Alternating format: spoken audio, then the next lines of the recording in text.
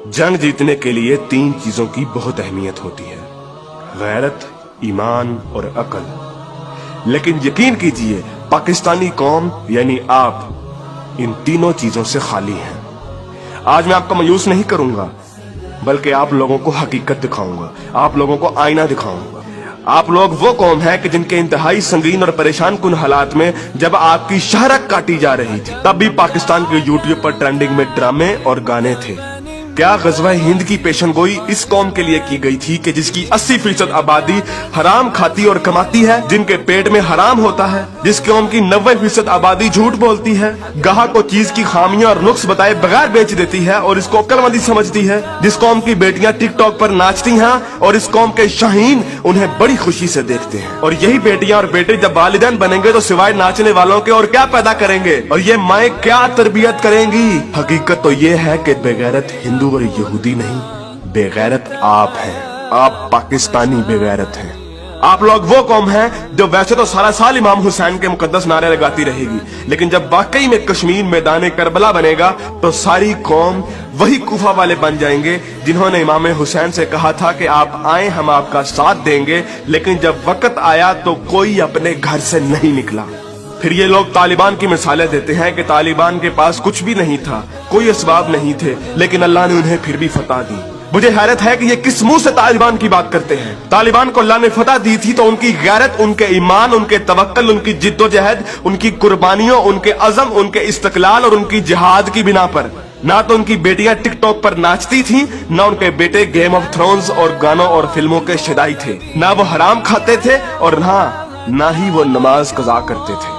कश्मीरी तो बेवकूफ है कि उन्होंने इस कौम से सारी उम्मीदें लगाई हुई हैं, जिस कौम के नौजवान मुजाहिद भी हैं और मुफ्ती भी हैं, लेकिन सिर्फ फेसबुक, ट्विटर और इंस्टाग्राम के। बल्कि लोग नौजवानों को और इस यूथ को बहुत सराहते हैं, कहते हैं कि ये पाकिस्तान का एसेट है, लेकिन मैं ये कहता हूँ कि ये नौजवान लानत है।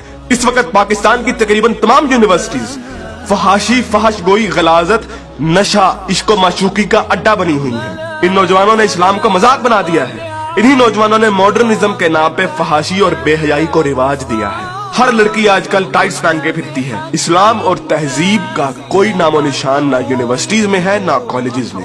आज के लड़के गर्लफ्रेंड बनाने और लड़कियां बॉयफ्रेंड बनाने को फख्र समझती हैं। इन्हीं नौजवानों में चर्स और सिगरेट एक फैशन बन चुका है। हॉलीवुड के गाने और फिल्में और खुसूसी तौर पे नेटफ्लिक्स आज फैशन, मॉडर्न और पढ़े लिखे होने की अलामत है। और फितने सिर्फ शहरी इलाकों में ही नहीं, देहात में अक्सर मसाजिद खाली पड़ी रहती हैं। बमुश्किल किसी मस्जिद में एक सबसे ज्यादा नमाजी होते हैं। और झूठ, शरीकेबाजी, बदला और फसाद जितना देहात में होता है उतना तो शहरों में भी नहीं होता। अक्सर कॉलेजेस और यूनिवर्सिटीज के असातिज़ा फहश किस्म की जुगतें लगाते हैं और बच्चों को बजाय अखलाकियात की तालीम देने के खुद बद अखलाकी की मिसाल बने होते हैं। और ऐसा क्यों ना हो, जब टीचर 45 मिनट पढ़ाने के पैसे ले लेता है लेकिन 20 मिनट पढ़ाता है और बाकी टाइम या तो मोबाइल पे गुजारता है या जुगतबाजी में या मजाक करने में, तो जब असातिज़ा तक के पेट में हराम की कमाई होगी तो वो क्या अखलाक सिखाएंगे। और सबसे बढ़कर हम जिन्स परस्ती और लौंडेबाजी पे बने हुए मजाक इस कदर आम हो चुके हैं, इस कदर आम हो चुके हैं कि सोशल मीडिया पर चलने वाले बिलावल भुट्टो और शेख रशीद की मीम्स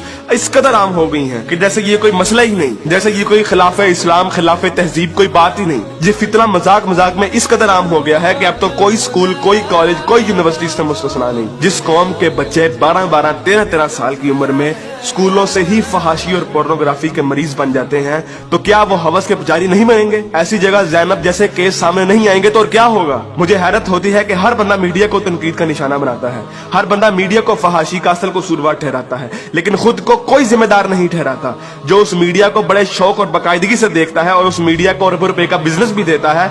बल्कि टीवी और गाने तो इस कौम के लिए आज ऑक्सीजन बन गए हैं। आप अभी किसी नाई की दुकान पर चले जाएं, किसी दर्जी की दुकान पर चले जाएं, हत्ता कि किसी चिंची रक्षे को देख लें, सब जगह गाने और मुजरे चल रहे होंगे। तकरीबन हर बंदे के व्हाट्सएप के स्टेटस पे या तो कोई टिकटॉक की वीडियो या फिर गाने लगे होंगे। और सबसे बढ़कर बेशर्मी और हराम इस कौम में इस कदर सराहियत कर गया है कि अब तो नातों को भी म्यूजिक के बगैर नहीं सुनते, नातों तक के अंदर म्यूजिक लगा दिया गया है। हमारी कौम का तो मजदूर और गरीब बंदा भी उतना ही खबीस है कि जितना अमीर। हर बंदा हराम खाता और कमाता है, फर्क सिर्फ ये है कि कोई ज्यादा खाता है और कोई कम। मुझे बताइए कि कितने मजदूर और कितने गरीब लोग आप मस्जिद में देखते हैं? किसी बाजार में चले जाएं, मर्दों से कई गुना ज्यादा औरतें नजर आएंगी। औरत अब बाजार की जीनत बन चुकी है। इस इस्लामी मुआशरे में आज तक किसी को कुरान तर्जुमे से पढ़ने की तौफीक नहीं हुई, और अगर कोई पढ़ता है तो सिर्फ अपने मतलब के दलाइल ढूंढने के लिए। बरेलवी कुरान खोलते हैं तो ईद मिलादुन नबी को सही साबित करने के लिए, शिया कुरान खोलते हैं तो जुलूस और मातम को सही साबित करने के लिए, तबलीगी जमात वाले कुरान खोलते हैं तो सिर्फ तबलीग के दलाइल ढूंढने के लिए, औरतें कुरान खोलती हैं तो मर्दों को निगाहें नीची करने वाली आयत दिखाने के लिए, और मर्द कुरान खोलते हैं तो औरतों को पर्दा करने वाली आयत दिखाने के लिए। और बहुत सी अवाम तो ऐसी है कि जो सिर्फ और सिर्फ वजीफे करने के लिए कुरान खोलती है। यानी इन लोगों ने कुरान को अल्लाह की किताब नहीं बल्कि टेलीफोन डायरेक्टरी बना दिया है। अपने मतलब का नंबर निकाला और डायरेक्टरी बंद। उलमा भी इन लोगों को कुछ नहीं कहते हैं। हर जुम्मे पे उलमा सिर्फ फजाइल की बातें करते हैं, कभी लोगों को ये नहीं कहते कि बेगैरती से कैसे बचा जा सकता है, बदगुमानी से कैसे बचा जा सकता है, झूठ से और फ्रॉड से कैसे बचा जा सकता है। उलमा भी लोगों को नहीं कहते कि कुरान तर्जुमे के साथ पढ़ो और सुनो कि तुम्हारा रब तुम्हें क्या कहता है।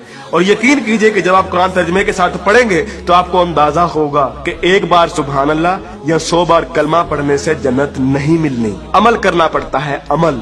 लेकिन हमारे मीठे मीठे उलमा और मुबल्लिग सिर्फ और सिर्फ मोहब्बतें बांटने पर जन्नतों का वीजा दे देते हैं। जिस मुल्क में दुनिया में सबसे ज्यादा ईद मिलादुन नबी मनाई जाती हो, मुहर्रम के जुलूस निकलते हो, तबलीगी जमात वाले तबलीग करते हो, वही मुल्क दुनिया में करप्शन और झूठ और हराम कमाने में सबसे आगे है। तुम लोग कुर्बानी के लिए जानवर भी लेते हो तो सिर्फ लोगों को दिखाने के लिए, अपना स्टेटस कायम करने के लिए। यकीन कीजिए असल गद्दार आप हैं। कायदे आजम अल्लामा इकबाल और 50 लाख शोहदा के लहू से गद्दारी की है आपने, पाकिस्तान से गद्दारी की है आपने, और सबसे बढ़कर अल्लाह और उसके रसूल से गद्दारी की है आपने। गज़वा उहद में जब सहाबा ने हुजूर अकरम सल्लल्लाहु अलैहि वसल्लम की एक छोटी सी नाफरमानी की थी, तो उस छोटी सी नाफरमानी की बिना पर अल्लाह ने मुसलमानों को बहुत बड़ी शिकस्त दी।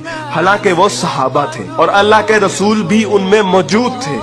लेकिन आज आप लोग ये कहते हैं कि अगर जंग हुई तो आसमान से फरिश्ते उतरेंगे कतार अंदर कतार। तो पहले अपने अमाल और अपनी औकात देखिए और फिर बात कीजिए। ऐन मुमकिन है कि आप लोगों को इस तकरीर का कोई असर ना हो, क्योंकि जिस पेट में हराम, जबान पे झूठ, कानों में गाने और आंखों में हवस भरी हो, उन दिलों पर हक की बात असर नहीं करती। मैंने कभी इतनी बदतमीजी और सख्त अल्फाज से बात नहीं करनी थी, लेकिन यकीन कीजिए मैं बहुत मजबूर हूँ साफ साफ अल्फाज में अपनी कौम को उनकी हैसियत दिखाने के लिए कि असल में बदनामी के जिम्मेदार आप लोग खुद हैं, कि असल में जलालत आप लोगों ने खुद खरीदी है। ना तो आप कुरान के मोमिन हैं, ना इकबाल के शाहीन।